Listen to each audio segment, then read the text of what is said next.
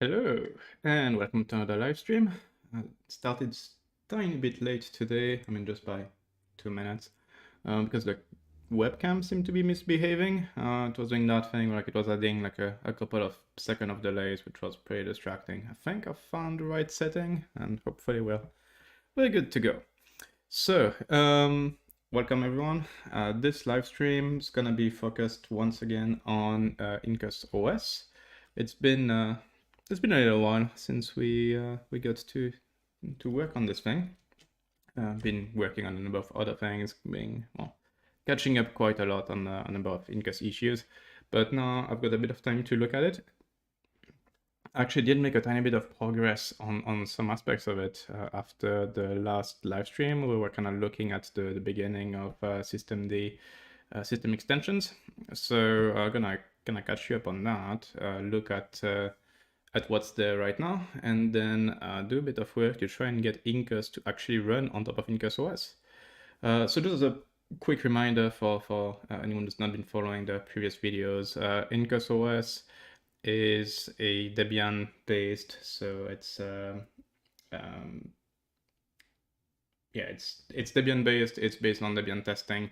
It uses a set of tools called Make OSI from the systemd project, and that lets us build a immutable, pretty customized OS image.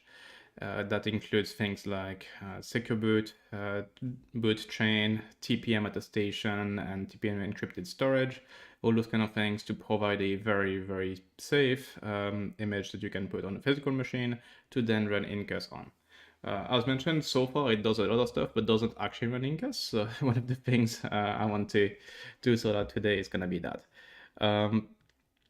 If we look at the commit history there, the last live stream, I'm trying to remember where we were at. We might have been kind of around this point here-ish. So probably September 26th might have been it. So there was some amount of work to kind of reorganize the tree and switch to multiple OS images, but then I ran into some issues with exactly what was being built. Too many things were being built. The system extension was not usable, and kind of left it at that during the live stream. So yeah, there's been a bit of progress on that front, and we'll go through what the tree looks like just in a tiny bit. I switched Incus to using daily builds because I did a few tweaks that I wanted to put in, and for development it probably makes sense. We'll switch back to stable once this thing works. Once it's got kind of all of the bells and whistles that we want.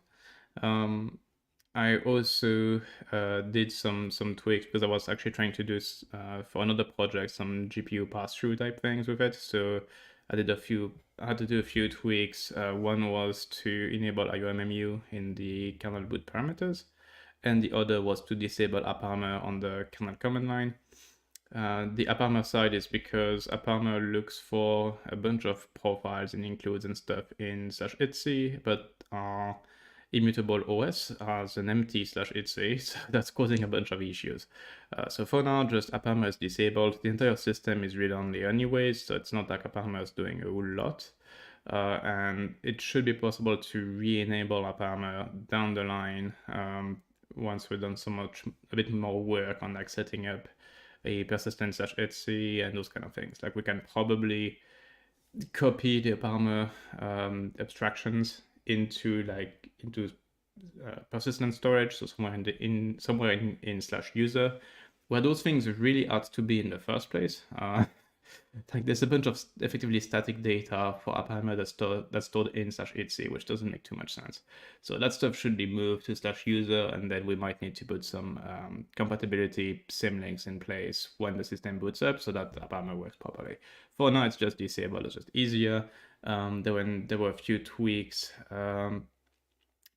as to what exact version of Incus was being pulled in. Let me just check what was doing here.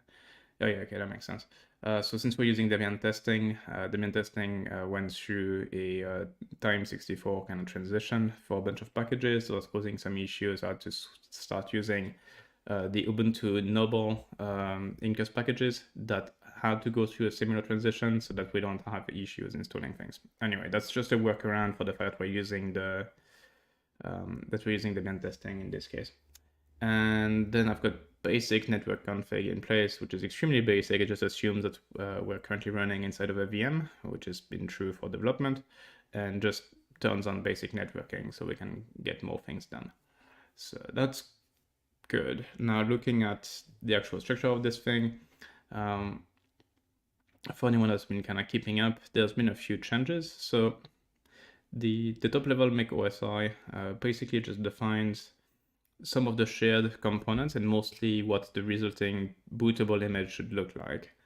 So it's got the things like the kernel config and initrd. It's got how it's expected to be signed for both secure boot and for the TPM, for TM Verity and TPM encryption. What's the base OS it needs to use, so in this case Debian testing, and what we expect as far as the format of the resulting image, and some caching and other tools configurations. Then if you go into make OSI images, we can see we now have two different images. So we've got a base image, which is the actual OS image we want. So it installs, it picks up the base distro, it installs the kernel we need. It's got some basic kind of configuration things in place for the root, like root account, time zone, that kind of things. It installs some packages and then does a bit of trickery, and I think I actually had that already last time maybe, where it installs Incus but then removes it. So it effectively installs all of the Incus dependencies but not Incus itself. That's the goal. And then if we go look, we also include some files, mostly the layout we want for the partitions, and some extra units for the systemd Incus agent, so we can access the development VM, and the network config I showed earlier is there too. So that's in the base. The systemd rule is also for the Incus agent. And then we get to the second image. So I think that might have been, I think I did that during the stream, but then I cleaned it up and made it actually work afterwards. So this one is pretty simple. In its make OSI, it just says it's based on the base image. It's a systemd system extension image that works as an overlay. We still want to manifest out of that. The base tree is the base image, and then we just want to run a script for setting up that extension layer. And the script just adds Incus, installs packages, we're done. So that effectively defines our two different images. So the base image and then the system extension image that goes on top of it. The rest is mostly the same. We've got makefiles and the like to actually build this stuff and to test it. So let's build it. And I was hoping to do a tiny bit of preparation for this, but I didn't really get to. So you'll get to probably go through some of that with me. Yeah, the makefile hasn't really changed. It's just, I think I did a few tweaks to make it work more reliably, but that's about it. So we're gonna do make test, which will build basically everything. So it will build the tools, it will build the base image, it will then build the Incus system extension on top of it. Well, actually, no, make test just tests it. Whoops, I forgot. I thought it was actually doing a build too, but no, it just does the testing. Okay, so that's not very useful. I'll just cancel that and do an actual build. So make, it needs to run as root, so let's just run that. Someone caught a typo in the makefiles target. Well, apparently it's phone instead of phony. Let me go check. That sounds like a typo I could make. Yeah, definitely. This one is a typo. Is that the only one? It is. Okay. Fix typo in target. Good catch, thanks. So I got that one fixed. And yeah, so it's effectively, it's building the image now. I think it's building the tool side of things. So what it needs to build the initrd and then build the image itself. So just putting a whole bunch of packages. I've not done a build in a little while. So there's a bit of, it's gonna take a bit longer than usual since it needs to really pull everything. I don't think I've got a valid cache anymore on this system, basically. The entire process, it doesn't take that long. It takes like maybe a couple of minutes or something like that. All right. So So yeah, that's gonna spit us a working image. Now, what's currently missing is so for the base image, it's what I showed before. It does boot. Still, it won't have a shell, won't have anything you can really use if you just put it on physical hardware. But if you run it inside of an Incus VM, it's got the Incus agent, so we can get in there and poke at things. That's fine. Now we also have the system extension image being built now. So that gives us a secondary file, which also has its partition table and everything, and it's a system extension. Now that needs to make its way into the VM, and it needs to be loaded. One catch there is the way macOSI works, it actually also uses DM Verity for the system extension. So effectively the entire file system for that system extension was measured and signed, and there's like a tree that's used to validate that it has not been modified in any way. That's good. The problem is actually loading that stuff, because up until now, well, DM Verity effectively for its root can validate a signature. That's good. That's what systemd tries to make it do. But to do so, it needs to have the key that signed it to be loaded within the kernel keyring. And not just any kernel keyring, but the same kernel keyring that validates things like modules and the root file system. That's a bit of a problem because until the 6.11 kernel, there was really no way to do that. If you wanted to add a key to that kernel, the only way to do it was to rebuild the kernel, which is not a lot of fun. So in my test so far, what I had to do was actually strip the signature partition from the system extension. So just completely remove it. And by removing that, then systemd would load it effectively in unsafe mode. It would still do the Verity, but not validate that the root of the Verity tree was properly signed. That worked. I managed to do that kind of outside of one of the streams. That worked fine. Now the image I'm building right now is going to be using the 6.11 kernel. I think it actually did it just like a minute ago, installing the kernel. And with 6.11, there's been a change where whatever keys are part of the secure boot, I believe it's probably PK and DB, so like the either platform key or the secure boot trusted database, as well as any keys that's loaded by mock, so the machine owner key mechanism. Those keys now become trusted, not just for kernel module loading, but also for Verity validation.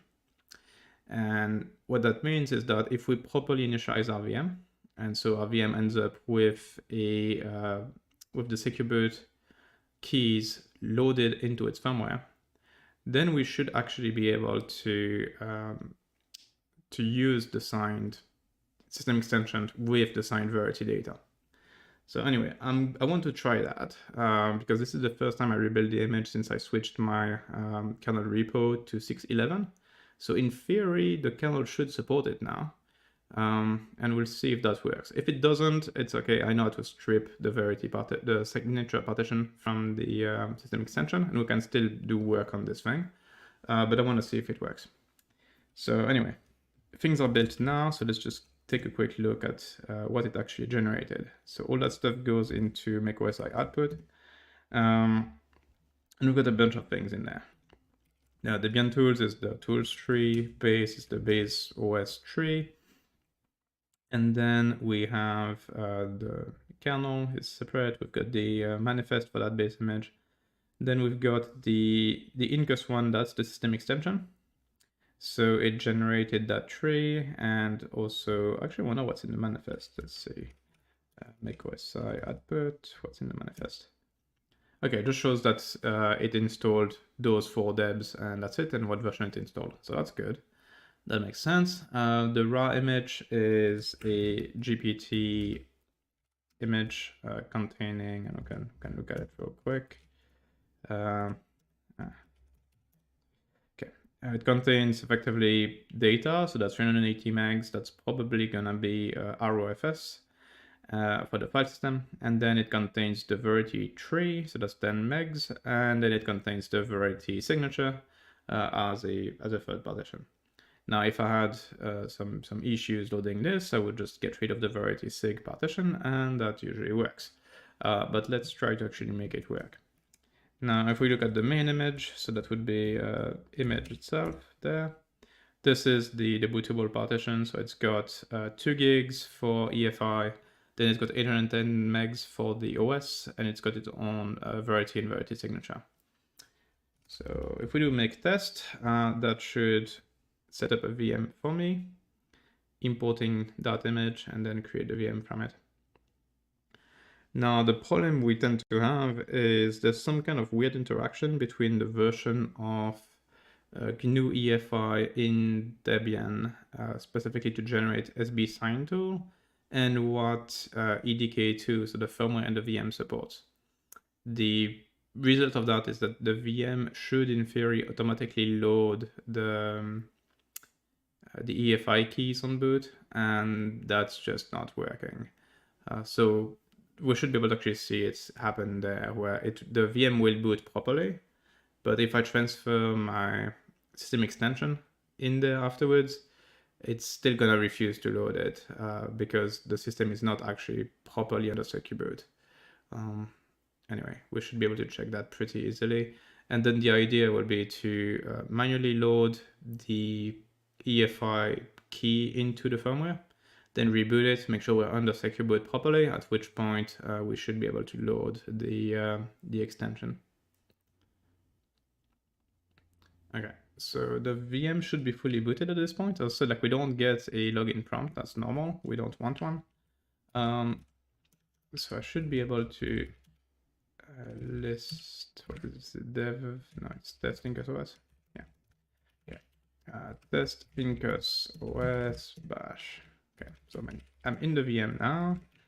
Let's just make sure that, secure boot is disabled. So that didn't work, the loading of the secure boot key, which means that if we try to load extensions, it's not gonna work.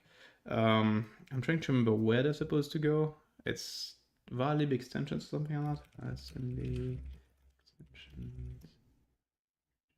Yeah, valid extensions. Okay. So let's do that. Valid extensions. Okay. I don't remember what the file name is for that stuff. So let me just look it up. Systemd, sysext. Because you can also put extensions as like an unpacked file system tree in there. That's not what we want. We want an actual file. .ra apparently is the option. Okay, cool.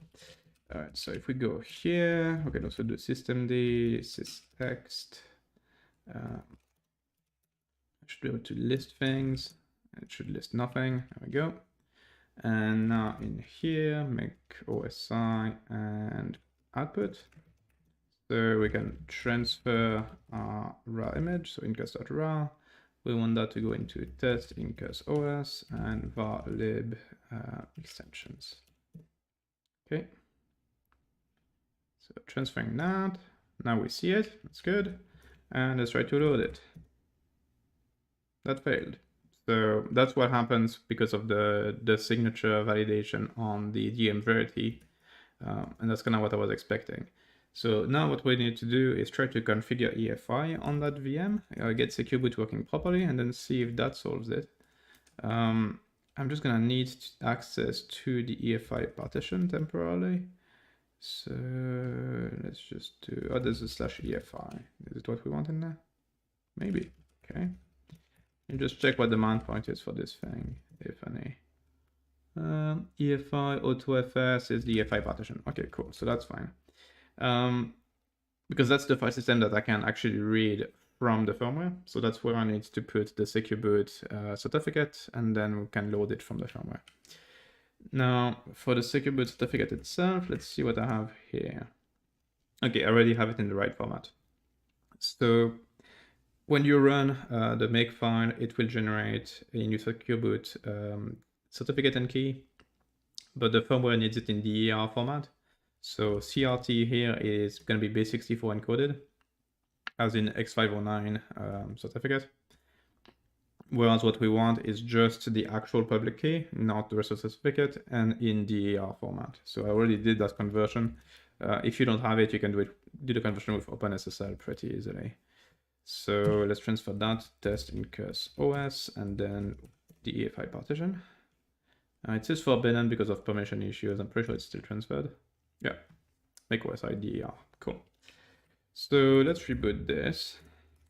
All right, systemctr reboot. And then we need a console on it, Incus OS. There. So I'm in the EFI firmware. What I did is just like attach a console, immediately hit escape to get into the menu. There's a question from Jared of like not understanding the forbidden message that happened here. So what's going on is the EFI partition is VFAT. And what happened is that the transferred the file and then tried to set the ownership correctly. So in this case, it tried to chown to my, say, 1000. That chown would fail on a VFAT file system, and that caused the forbidden error to be sent back. But the data is still transferred, it's just, it can't set ownership. So that's what happened there. All right, so now, oops, yeah, it's a bit of an issue when you use the text mode for this thing. I think it's in device manager. Let's take a boot. We see current state disabled, that's fine. Mode is, we want custom, and we could load it as a platform key, or we can load it as a DB key. Let's try DB, that should be enough. Enroll signature using file, cool. Make OS IDER. Okay, commit change. I think I'm gonna load it as the PK key as well, just to make extra sure that key is fine in here. Okay, so it's now loaded as the platform key and as a trusted DB entry. Now, so it shows current state enabled, attempt secure boot.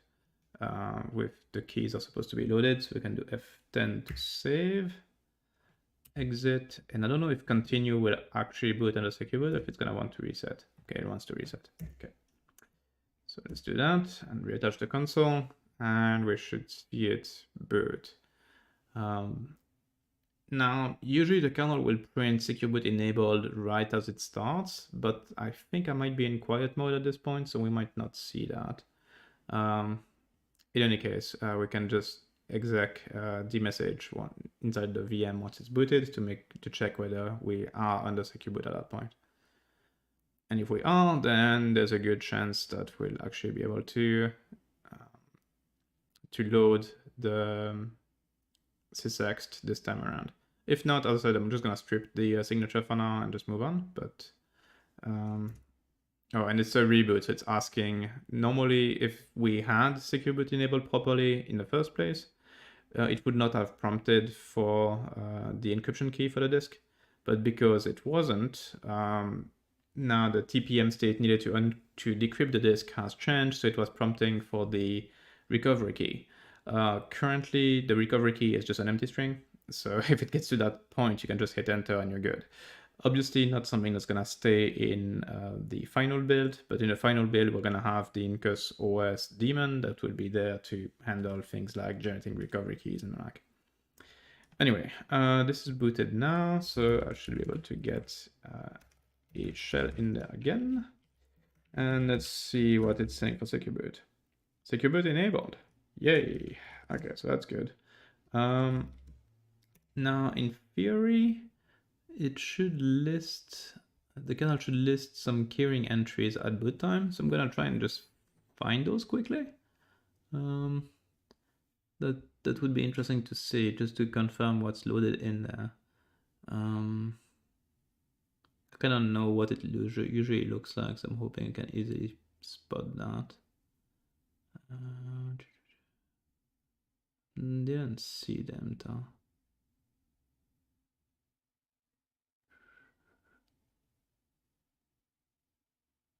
And I don't know exactly, I need to actually look at what the key is supposed to be like. Let's do OpenSSL x509, no out, text. Input is make website search. What is the title for that key? Okay, it would be make OSI of SQL. So let's see if we've got any of that mentioned in here. Yep, integrity loaded x509 cert, make OSI of SQL. Cool. So that shows the key is loaded. So that's pretty good. And now, with a bit of luck, we can actually use the systemd extension without stripping anything. Let's look. Sysaxt list. Okay, and merge. And it still failed. Sweet. Okay, required key not available. Okay, but it's supposed to be. And I'm on a kernel that's supposed to support it. Okay, that's interesting.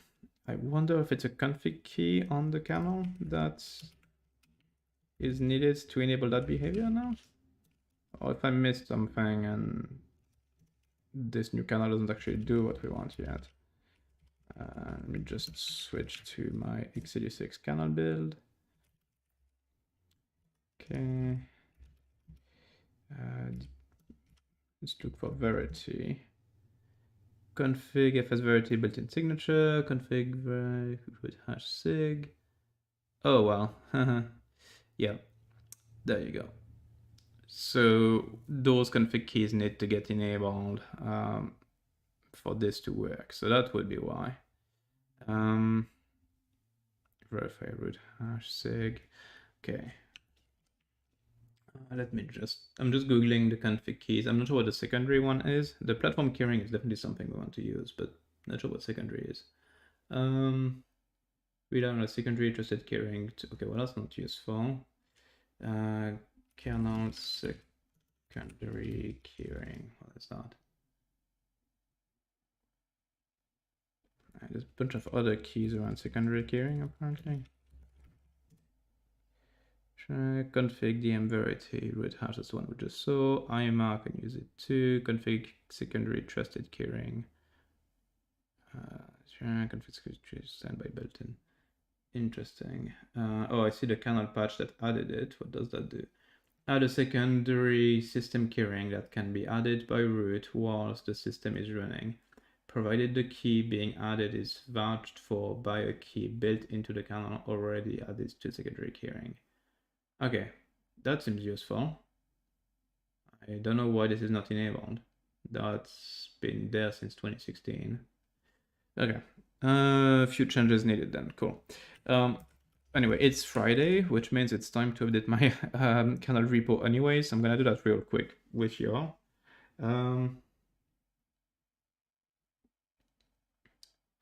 There's a question around why is config DM Verity a module? Apparently the DM layer for it can be a module, that's fine. And in general, like my kernel is kind of similar to an Ubuntu config, which is close to a make all mod config. So it's got basically every single module, single thing that can be a module is a module. So that should be all right. Okay, so 6.11.6 is the latest kernel, looks like. That was updated literally today. Well, that works out. So let's rebase the main repo, convert to that. So from 6.11.5 to 6.11.6, that's fine, push, and then can rebase the other two branches. Check out. Okay, so that's the Intel branch. Can I rebase that onto main? Okay. The config, I usually do at least the minimal bump to 6.11.6, but this time we also need to tweak those config keys. So secondary, let's just look for secondary first. Okay, VM Verity. So these two guys, I want them enabled. Anything else that needs to be enabled, I don't care too much about. Trusted keyring, signed by built-in is not set. Okay, but then if that key is not set, does that mean you can load whatever you want in the secondary keyring?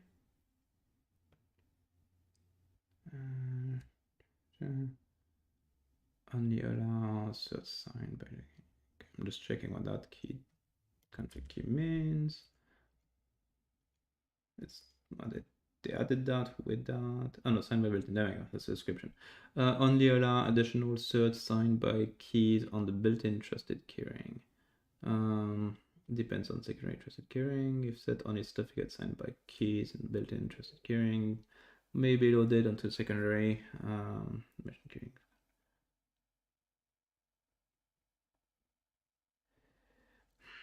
I'm kind of torn on this one, to be honest. But yeah, I think it makes, okay. No, I think that makes sense. This one should be enabled, I think, because if it's not, then you can use the secondary keyring without the keys in there needing to be signed by anything from the primary keyring, which then effectively lets root load whatever it wants in the secondary keyring, which would then be trusted by DM Verity. So that seems like a bad idea. So I think we should use that. That way, secondary keyring allows effectively loading additional keys that still needs to be signed by primary, at which point you can use those even for Verity. So I think that's a good option. Let's look at the config difference here. So yeah, tweaking those 3 keys become enabled. And I usually run make old config at that point to just see, to update any of the other dependencies from those config keys, mostly checking if there's any. Okay, so not all of those keys make sense. I'm just gonna update my config.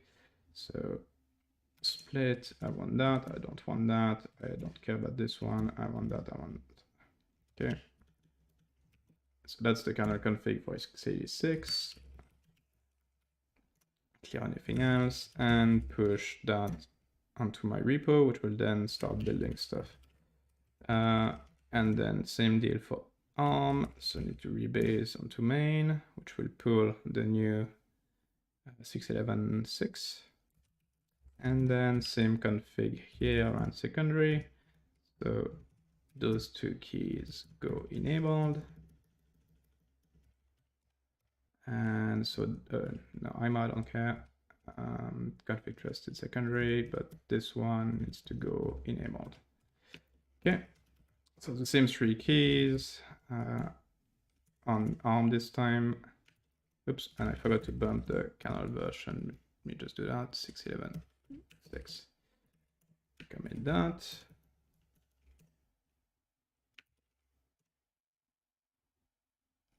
Okay. So that's it for those 2 kernels. Obviously, the downside is it means that my current kernel build does not have that enabled correctly. So we're gonna need to just strip the signature and try again.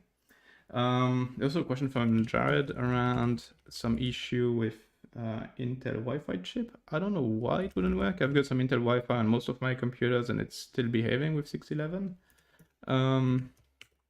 We can take a quick look at the config. I mean, obviously Intel has a ton of stuff usually. Did they split up the wireless stuff in there? Or did you put them as IWL Wi-Fi? I don't remember. Yeah, configure IWL Wi-Fi. Okay. Let me just go check if anything got enabled, disabled, or messed with around here. So Intel wireless, Wi-Fi, MVM, DVM. Okay, they're all good. DebugFS is there. W9 is fine. Yeah. I'm not seeing anything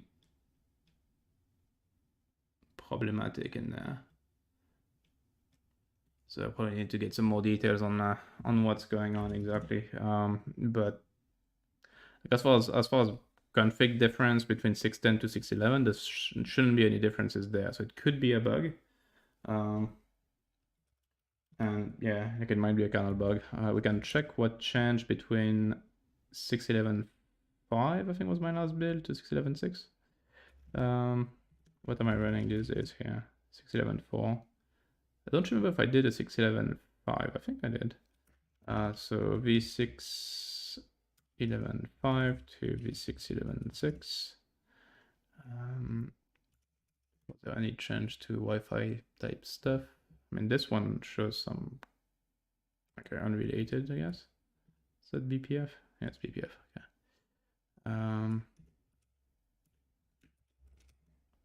Intel, that's all sound stuff. And what was this guy? It was still a BPF thing. Yeah, I'm not seeing anything Wi-Fi related in 6.11.6, but probably still worth giving it a shot. Let me just check the chat for anything else in there before we just strip that partition and get the extension loaded. Okay, fund repo, user space, yeah. Okay. Okay, so it's just like explaining what Incus OS is in the chat, so that looks good. All right, cool. So now back here, this obviously still doesn't work. So we're gonna try and do some amount of stripping of that particular image. So if I do gdisk, make OSI images, and then output Incus raw. Okay, if we just wipe the signature partition. Okay. Oh, it was generated by root, I guess. I need to actually run this as root. Fine, delete 3, write partition table. Okay, and did I push it from this one last time? Yeah, I did. Okay, so make OSI output, Incus raw, push. Okay, let's do list, still here, merge. This time it merged just fine. So yeah, it's definitely just the signature thing, and the kernel config not being there obviously explains what's going on. So yeah, I'm looking forward to having this be nicely fixed with that kernel rebuild. That should make this step quite a bit simpler. Now, effectively the layer has been applied now. So I believe what it does just sets up some overlay FS stuff, I think.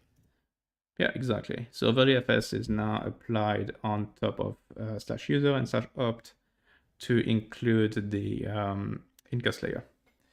So what that means is we should now have a bunch of Incus stuff in here, especially, do I need to do daemon reload to pick them up? Nope.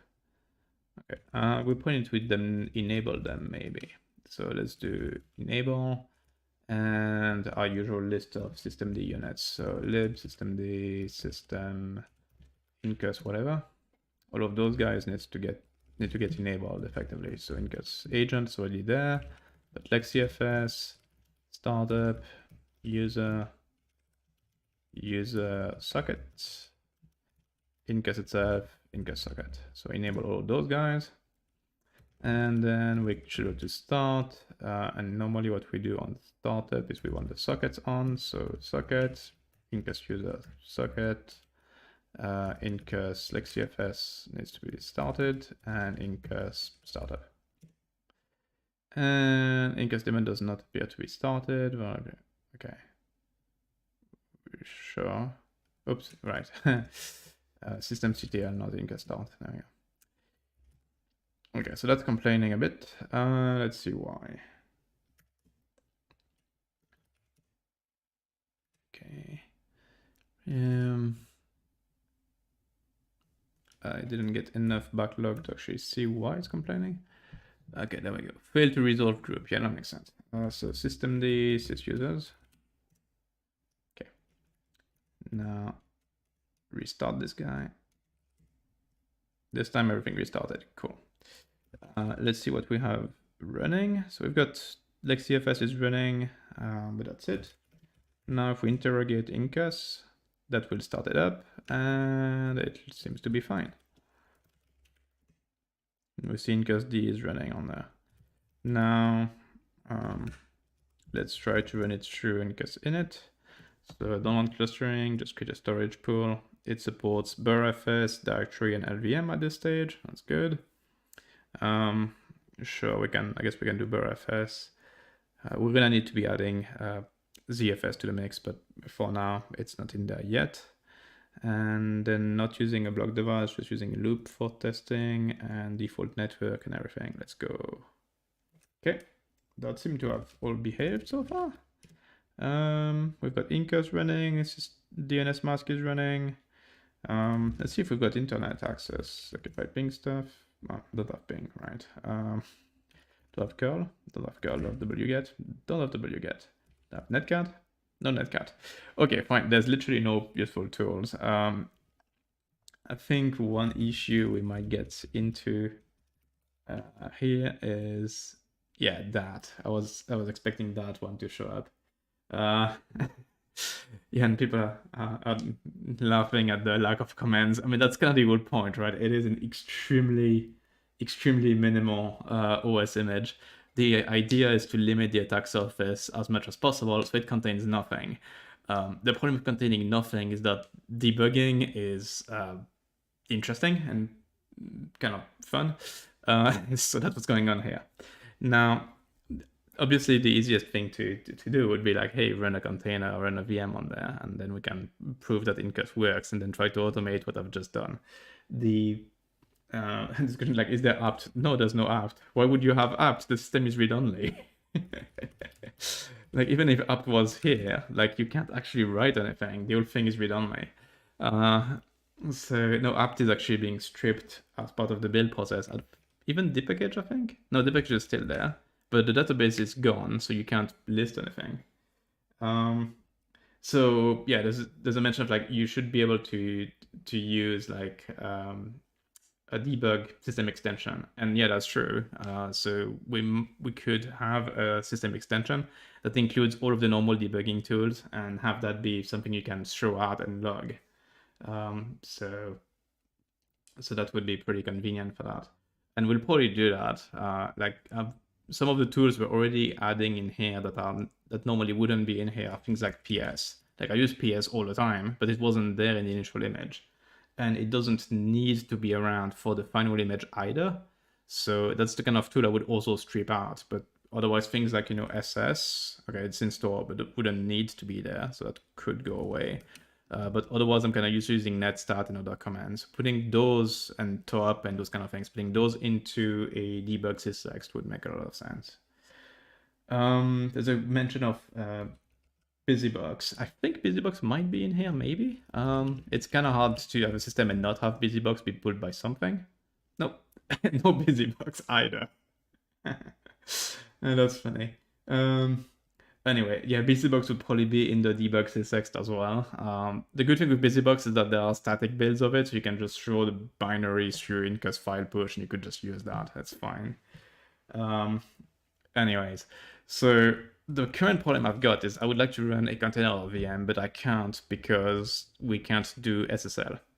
And the reason we can't do SSL is because on Linux, and I need to actually do some more research on that. I also don't have strace, I believe. Yeah, obviously. So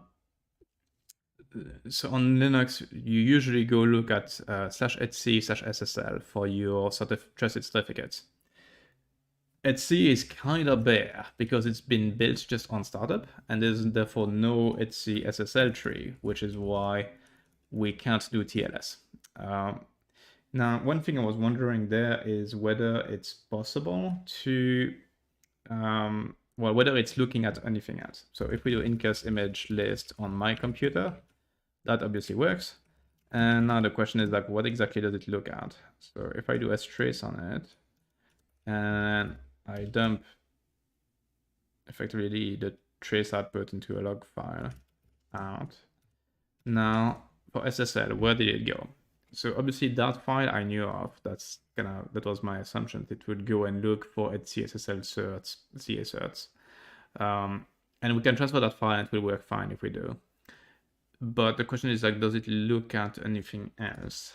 So it looks like at OpenSSL certs directly, it looks at a bunch of files. Because I'm wondering if it's also looking at any path in user. Because if it does, then that would be a lot cleaner.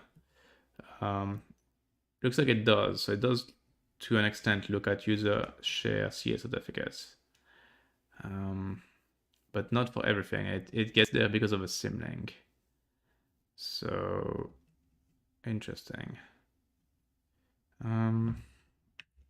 Actually, where is my copy of Go? Because conveniently with Go, we've got the source code of everything.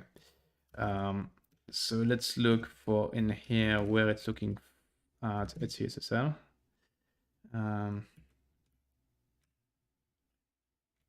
do? Oh, wrong argument order as well. Okay. So in the Go code, when it does crypto stuff, so the crypto code for Linux is here. And that's where it's looking for files. So it's looking for etc, SSL, cert, certificates, and a whole bunch of stuff in /etc. And annoyingly, it doesn't look for anything outside of /etc. So it doesn't have any fallback on /user or anything else. No, that's gonna be a slight problem. Not something we can't work around. It's fine. We can include etc, SSL, cert, CA certs in /user and then generate a symlink. It's fine. It would just have been more convenient if we didn't need to do that. Anyways, so let's just go and get ourselves some working SSL. Do we have any SSL stuff like CA certificates in here? Yeah, we do. Let's do the Mozilla stuff. Is there the combined result of that? There is not. Okay. So what I'll do as a workaround for now is I'm going to transfer my own systems CA certificates. I'm going to transfer that over in etc, SSL, cert, CA certificates. So just create that and transfer it over. So Incus OS and then etc, SSL, cert, CA. Oops, I'll just transfer it in there. It should be fine. Incus file push. There we go. Okay, so now if I do my image list, it works. Cool. So we're getting somewhere. Now let's try to do Ubuntu 24.4 as a container.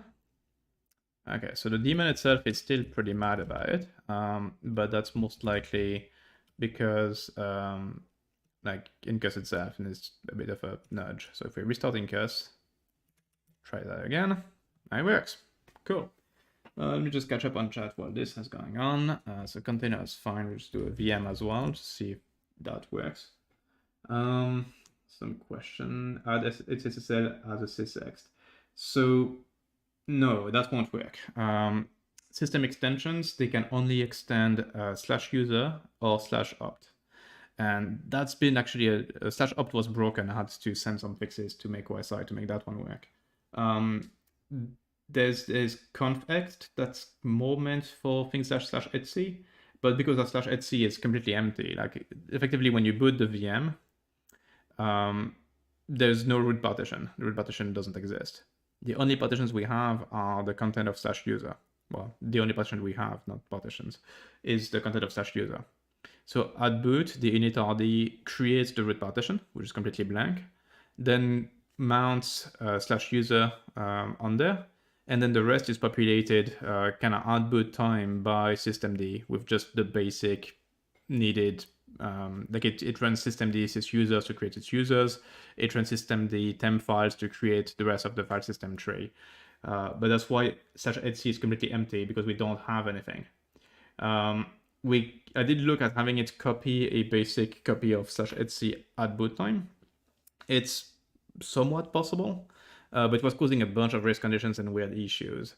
So in this case, I think what we'll do is like we can have, I believe the systemd temp files mechanism, which does more than just temp files, can create the symlink for us. So we could have it create a symlink from SSL certificates to user share, whatever we put the certificates files in. But as mentioned, there will also be a OS daemon that we fully control running in that image. And that OS daemon will have to do other tasks at boot time. So it could just be that daemon detecting, hey, it's first boot, I need to populate some stuff, and just puts that stuff in place for us. So it can be done either way.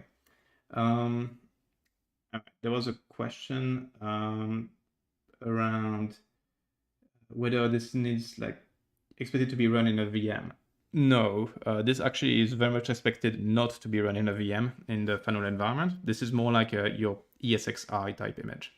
So it's supposed to be your bare metal, what you run on physical hardware. But for development, that's a pain in the ass to deal with. So that's why it's currently designed to actually run within an Incus VM for all of the development until this thing works reliably enough that we can start moving to doing it on hardware. I think for me, the main cutover for starting to run it on hardware and actually have a spare laptop somewhere I want to use for that is gonna be as soon as we can reliably update it. So currently sysupdate is not hooked up. And sysupdate is what gets us the A/B partition scheme, where you can easily download a new image, put it on the B side, reboot onto it. Okay, it works, and kind of next image goes on A. So having effectively a update and rollback mechanism. Until we've got that, it doesn't make too much sense to test on physical hardware. There's a question around SSL cert there. So I didn't see that in the Go source code I was looking at earlier. But it might have been there. Let me go and recheck. So if I go back in the Go tree, and what was the file root here? Okay, there's no environment keys mentioned there. That doesn't mean that there isn't in general. So you mentioned a environment variable called SSL certs there. Sure. And yeah, sure enough, for Unix, this is respected. So that could, actually there's also a cert file, so that's nice. So we could totally do that. Let me just make it work. It's gonna be slightly frustrating when you run the command line tool. That's kind of the main issue. But for everything else, we should be able to make it work actually.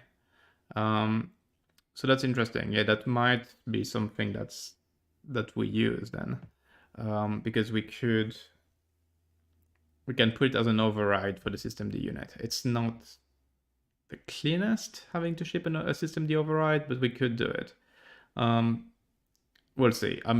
I suspect we might still do the etc SSL certs thing, because the problem I've got right now is if we were to include, say, curl wget, any other tool really, they're all gonna need that environment variable. We could put in etc environment, but again, we don't have an etc. So if we need to start populating etc environment anyways, we might as well just put the SSL certs thing where everyone looks for the SSL certs thing. But yeah, thanks for mentioning that variable. I didn't know it existed, and it looks like it's a standard OpenSSL variable that hopefully everything respects, both those using libSSL and those who do their own SSL thing like Go does. Cool. Anything else in there? Yeah, okay. So I think we're good. Now the VM failed to start. So the container is fine. We should have, yeah, we've got a working container. And this should be a normal Linux thing, so I can actually do stuff. Yay. You've got app, you've got commands, you've got something you can edit. Great. So that works. VM didn't work, so let's try and figure out why. Starting with the Incus log file, see if we're getting some details on there. We do, okay. Append has been disabled, it's fine. Failed to query CPU model, open var log incus, nothing. Oh, what the hell? Okay, so that's what happens when we run daily. We merged a new feature to handle that, effectively like a QMP type log yesterday. So it looks like we might have broken things. Let me check. Yeah, we broke things. Okay, so I mean, I should be able to work around it by just doing that. It's not an issue with IncusOS, it's an issue with Incus in this case. I'm not sure why I didn't hit that on my own machine though. It's kind of confusing. But let's see. So I just restarted Incus and devices node like here. Okay, it's not complaining as much. It's still complaining about an issue that is that /var is apparently mounted with no dev, which seems quite possible.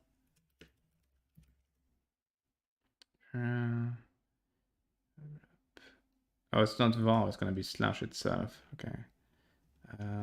So this is the root file system actually mounted no dev. It is, yeah. Okay. So we can fix that easily enough as well. So that's going to be one more step. I need to check whether there's any way for us to easily override that behavior, we might be able to just ship a systemd root mount unit or something that undoes that. But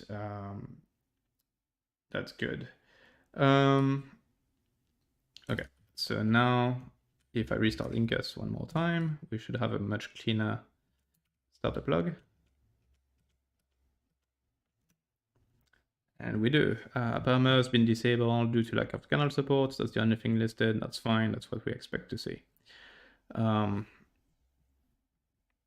that's good. I'm not sure why it's printed twice. I need to actually clean that up, but in general, we're good. So now container is good, and launching a VM. Well, that's interesting. chadder is missing. Okay. That should be a dependency of Incus. And apparently it's not. So chadder, what provides this guy? Because we're gonna need to fix that. That's the good thing with running with such a minimal environment, is that we find a bunch of bugs. E2FS progs? Really? Well, that's a weird one. chadder is a command that's used to set file attributes. So you can set things like immutability, for example. So marking a file as something you can't ever mutate. Or in this case, +C is used to indicate a file that should not be compressed. So that makes sense for usually a VM disk. You don't want to do, well, not compressed necessarily. I think it's also copy on write. Yeah, it's copy on write actually. So +C is don't copy on write, I think. Yeah, it's no cal. Yeah. I just got messed up. I think lowercase c is compressed, is it? Yeah.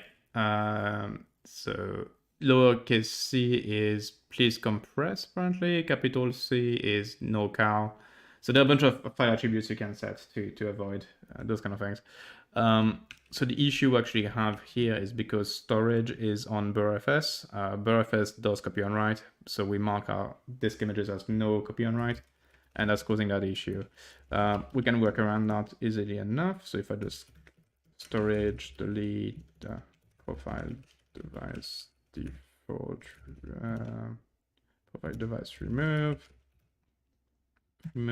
default root. Okay, storage delete default, storage create, and we do say default as a directory instead, and we add back the device default disk pool default /. Okay, and we then launch the container again. So I'm just replacing BurFS with plain directory instead. And I think in this case, since it's not on BurFS, we shouldn't do no cal. So the VM should work. Yep, it does. Okay, that being said, there's an issue with my package, so let me go and fix that. So daily builds, Debian.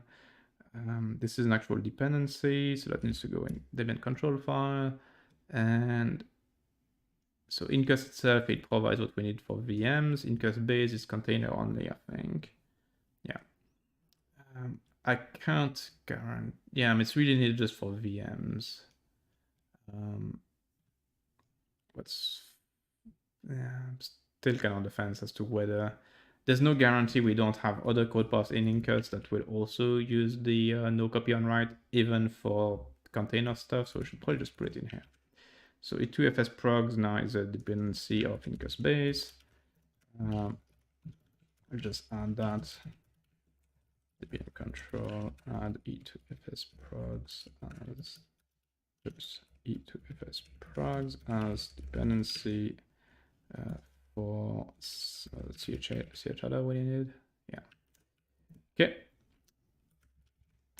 That's gonna be in the next daily build, so that will fix that particular issue. And after that, we've got containers and VM running. Let's see if our nested VM works properly with the agent and everything. Looks like it does. It should have network. It does have network, looks like. Sweet.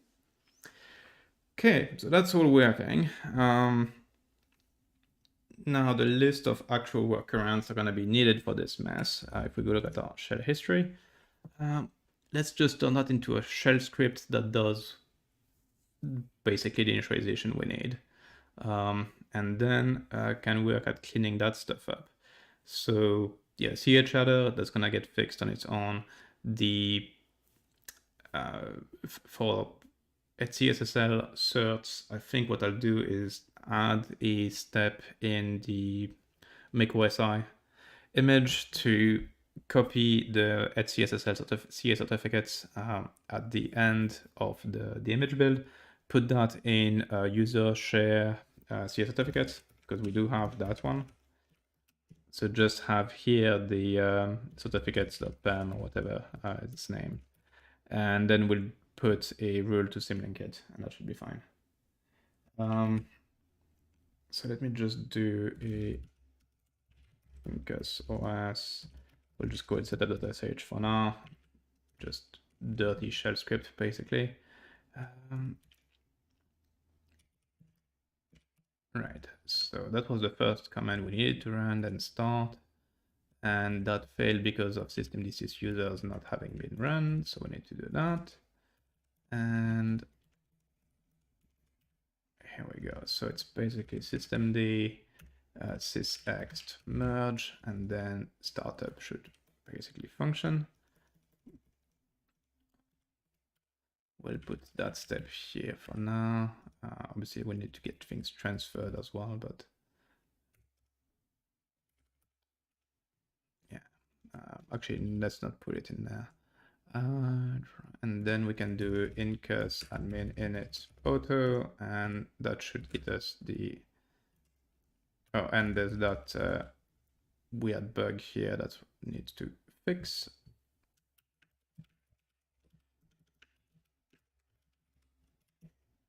Actually, I might just put this one. I forgot the old path again. Where is it? Yeah, this guy. Just put that in here, mostly so I can put a fix me of populate with systemd temp files. Okay, so remember that one too, and then after that, the creation of container VM should work fine. So that's basically what needs to be run after, after we get a clean environment, effectively. Okay, that's fine. Let me just check chat real quick. So yeah, CHR, that's fine. Old school. Will there be controls on no car on BRFS pools? No car prevents scrubs from fixing errors. Yeah, there's some limitations around the no copy on write. I'm trying to remember if we've got a config key for that. We might. In general, we tend to really push for people not to use BRFS for VMs because it's just not a particularly good fit. If you can use something, I mean, ideally, ZFS is really good for both containers and VMs. If you're gonna do a bunch of VMs, then probably don't use BurFS, or use BurFS and maybe LVM on the side for VMs or something like that. Otherwise, we try and do the right thing whenever we can, but yeah, it ends up with, if we do copy on write for VMs, then performance really tanks. I think direct IO plus copy on write was particularly bad from what I recall. Yeah, it's not ideal. If there's no option and people need it, we can definitely add it as a storage pool option, but that's gonna have to come with some kind of warnings of like, hey, you should really consider doing another storage at that point because performance is gonna be bad. Okay, so we've got those steps. There's a question from Jared about like, what the hell is that varlog incus underscore thing? Yeah, that's a bug in Incus. We've added a new QMP log. And I mean, I can just go and do the fix. That would probably be cleaner. So if I go in my Incus tree, I should stash whatever I've got. File has stuff to stash, but anyways.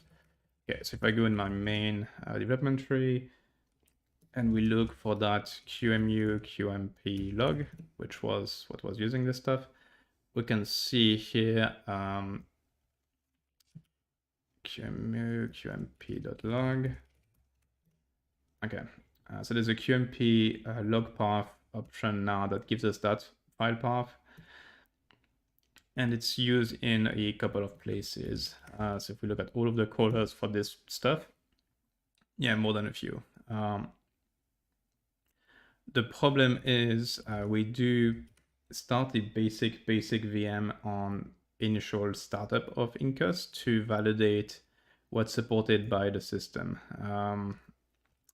So if we go back to our VM and we go look at the Incus log, here it was listing unable to run feature checks. So if we go look for feature checks in that file I had open, feature checks, here we go. So that's where I did the test, and it runs a function called check features. And if we go look at check, come on, I can't type today, check features, it's actually right on there, oops.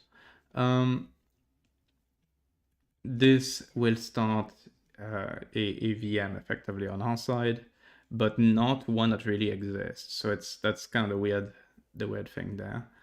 It will start the command directly, so the QEMU command directly, and it then actually does set up a QMP monitor, and the problem is right here, I suspect. So we're passing in the log file path that we want, and that log file path doesn't make any sense in the feature check VM.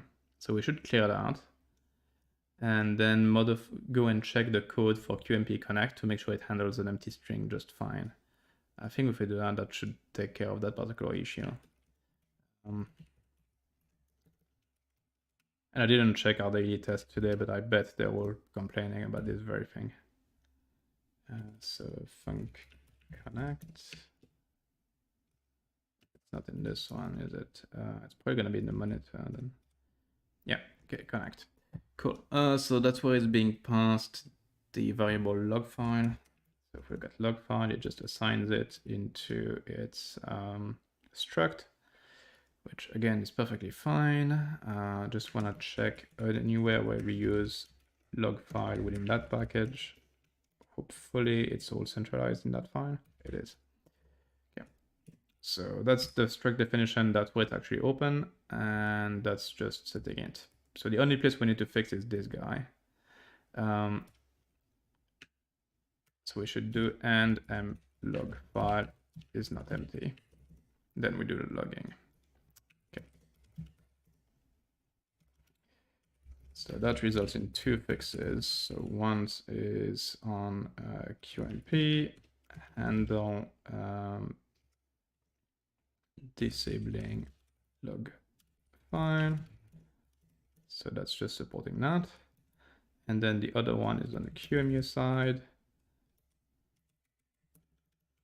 Don't use QMP log for feature checks. Okay. Did I have anything else in that branch already? Doesn't look like.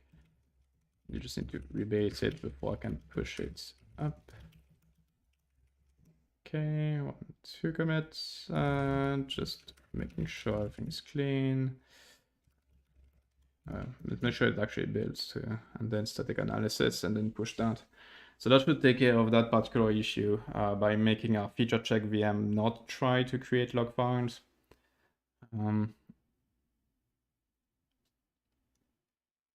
Which will then take care of that particular problem.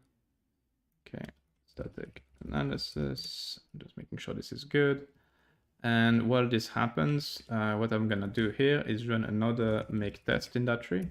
So it's gonna delete our current VM and recreate an empty one. And then what I want to do is just push files, like push the extension in there again, push the SSL certs in there again, run the few commands we have and make sure this actually works. Because if it does, then that effectively becomes our initial steps to getting Incus Daemon running in IncusOS.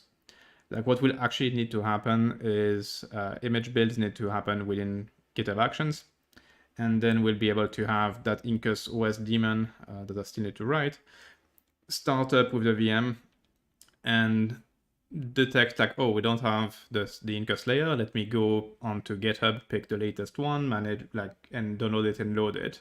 And it should all be signed by the same key, so it doesn't really matter. Even if someone returns us some broken data, it will just fail to load the system the sysext. That Daemon will also take care of kind of the initial provisioning, things like setting up storage, network, and those kind of things. And it will also then take care of checking for any updates, both to the OS itself, so the base image, as well as the sysext stuff. So that's the idea. I think the next live stream might, I guess the next live stream might be around sys update, so the AB partition scheme thing for system updates. And then the one after that will probably start looking at the Incus OS daemon, because that's going to need to be put in place to manage the OS. Like the actual workflow we want to get to is you should be able to download that image, put a small YAML file with a definition of what your network and storage should be, as well as trusted keys to feed into Incus. And then the machine should boot up, repartition itself, put everything in place, load the system, load the secure boot keys, do all that kind of stuff for you, set up the encrypted storage, and then start Incus and the Incus OS daemon that you can then connect to over the network and can do additional system config, so creating more things, initializing, clustering, all that kind of stuff, as well as being able to do some OS maintenance things like applying updates, pulling, like setting up recovery keys for the TPM or for the disk encryption, that kind of thing. Anyway, let's just push that fix. So if I go here, compare me up, fix startup issue, fix QEMU feature checks during startup. Just send that. That will take care of that bug. And now going back to the VM, we've got a new VM that just started up. So if we go in here, oops, that's a console, sorry. I actually wanted to get the shell. Okay, so we're in a clean VM, there's no Incus and there's none of that stuff in place. Systemd sysext has nothing in it. And we can go back to actually creating valid extensions. We need to also create etc SSL certs. I'm gonna push my own CA certificates across, so that goes into test Incus OS etc SSL certs. It's pushed. Then need to push the image itself, so make OSI output incus.ra, and that goes into test Incus OS var lib extensions. Directory, yeah, push. Okay, and that should be it's actually in my script here. The order is kind of wrong. I should probably put those. Yeah, actually, I think here should be okay. Yeah, that should be okay. All right, so let's try that. Let's go with, and I can close some of that stuff. I don't need this guy anymore. Don't really need this guy anymore either. And this one can shrink a bit. Okay, so looking at our VM, we've got valid extensions, we've got SSL cert, the extension has been pushed. So if I do systemd sysext list, it should list. Yep. And we do have CA certificates in there, so that's good. And now for the rest, I should now be able to merge the systemd sysext. That's still the ones with the Verity signature stripped, so that's why it still loads. Then systemd users applied. Then we start we enable the units. Then we start the units. This one is not technically pointless because I did it already, but we can still run it. Then we fix work around the Incus bug I just sent a fixed for. And then we can start up Incus and do a default init, which is gonna use a directory storage pool. So by doing that, we should now be able to do container and a VM.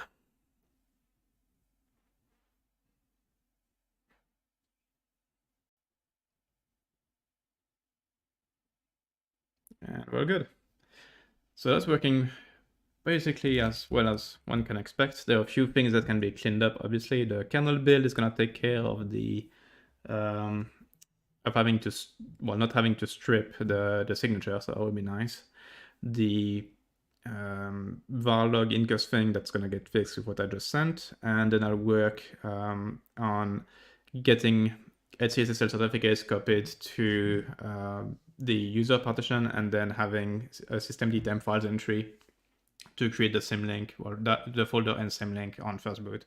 So that will then take care of that, and it being a symlink also means that when we update the OS image, the content of /user will change, so we're gonna get the updated list of CA certificates. And yeah, I think that's probably a good place to end it for today. Thanks a lot for all of the great questions and for following. It's always great to have. And yeah, you can probably expect a few more commits to land in that repo over the next few days, just cleaning that stuff up. And also the next step will be to start looking at getting sys update. So we've got a way to actually update those things in place. There are a few more things here and there that probably need some tweaking. Like, if I look at the OS, detected OS, it's probably a bit wrong right now. Like OS name is empty, OS version is empty. There should probably be OS name, Incus OS, OS version, whatever the build ID is for that image. So we're gonna get that stuff fixed. That basically means that there's no itsy OS release file right now. So we're gonna want to have that generated. But that's something that the Incus OS daemon can handle, because it's gonna need to be aware of what the image is and that kind of stuff and generate the right file. So anyway, we'll do that plumbing. The other thing that's still missing is ZFS, but that's a pretty easy one. The only reason I didn't do it before is because building ZFS modules takes forever. And well, once I add it to the build process, every time I rebuild the image, I'm gonna have to wait 2 or 3 minutes for ZFS to build. So I've not done it so far, but I think we're probably at the point where it makes sense to do it. So anyway, that's where we're at right now. There was obviously, as usual, Jared is asking about the cat. I saw him briefly walk past earlier, but I'm pretty sure he's not nearby. I'm just gonna go check by the door just in case.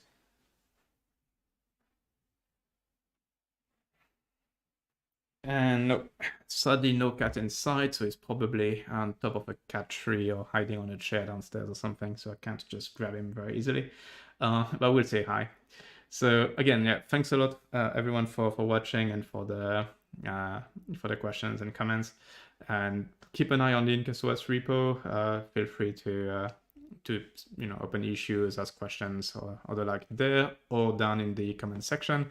And otherwise, you can always go on the forum where we're chatting about a bunch of different things. And I think there's been a few mentions of IncusOS, but not all that many yet. Makes sense. People don't really run it just yet, but making good progress. So pretty exciting. Thanks a lot, everyone, for watching, and I'll see you in the next one. Bye.